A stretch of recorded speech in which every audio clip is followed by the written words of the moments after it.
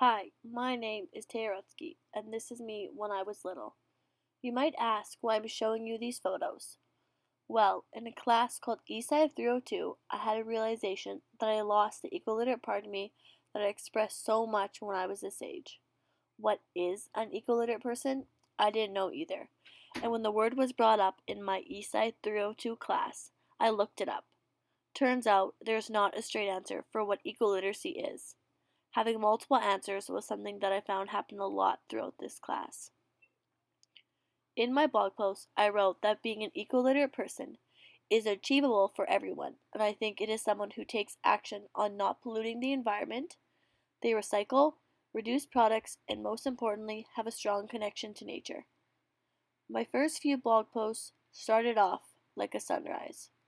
It took its time to understand why I am writing about something that doesn't have a straight answer. I found it challenging, but after Audrey gave us readings and discussed it in class, my thoughts about ESCI began to brighten. In David Orr's reading, called Earth and Mind, I wrote down a thought that stood out to me. It was, students learn without anyone ever telling them. They learn through the world. This is a thought that I dove into. It was a realization of how much I learned from the world when I was just 6 years old. I had never considered this learning because when I think of the words learning and teaching, I automatically think of sitting in a classroom listening to a teacher. However, in my eco-literate letter that I wrote to my grandfather in this class, I explored my thoughts that I had from David Orr's reading, and I started to think about what he taught me about the environment at our home called Crooked Lake. All of a sudden, I realized that this university class was allowing me to understand that I have an emotional connection with nature, and that came from my grandfather not sitting in a science class. It came time to write a blog post on my eco identity. I was thrilled. I had found a part of me that was lost from the hustle and bustle of work, school, and the city, and for myself, I started to realize that Crooked Lake is the biggest part of my eco identity. Because, as I stated in my blog post, it is a place that connected me with nature and is an environment that will forever be a part of me. I had just forgotten that when I first started ESCI. After I had that realization about my own eco identity, I got thinking of how others felt about their journeys when we started sharing letters and poems about our own eco-literate person in our lives. And I reflected on this in my braid that I posted on my blog. On this blog entry, I stated from a reading called Sustainable Living, Ecological Literacy, and the Breath of Life by Capra. It said, we need to work as a community, a system, in order to properly care and respect the environment, and clearly we have done this by learning strategies to do so from others.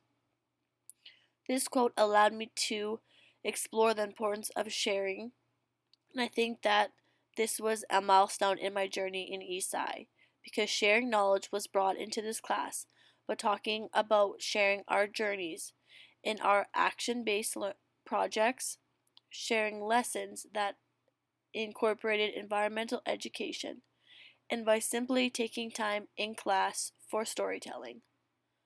I learned in this class that it is important to give thanks for knowledge that is shared. I reflected on that because it is my job as a teacher to share my knowledge with students. In this class, I found that there were multiple readings that expanded my thinking about teaching my students about the environment. One of the readings that changed my own perspective on teaching about the environment was a reading by David Sobel. This changed me because through the class I had came to have realizations about my own connection with the environment, and the reading was about the importance of allowing children to have a connection with the nature first before they learn in depth about how to save it. This really made me think. My grandfather helped me create a connection with nature, so why shouldn't I help my students do the same? Before ESCI 302, I was focused on learning all I can about teaching, classrooms, and student learning. I had never considered how important allowing students to experience nature and connect with it is to our future as a society. I think that in the world today, so many students are learning from the classroom desks on an electronic device, and now see just how important environmental education is.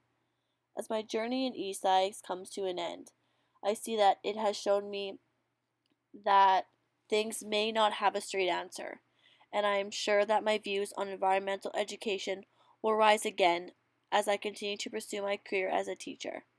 I know now that as a future educator, I have the ability to play an important role in allowing children to connect, explore, and realize the beauty in the planet we live on.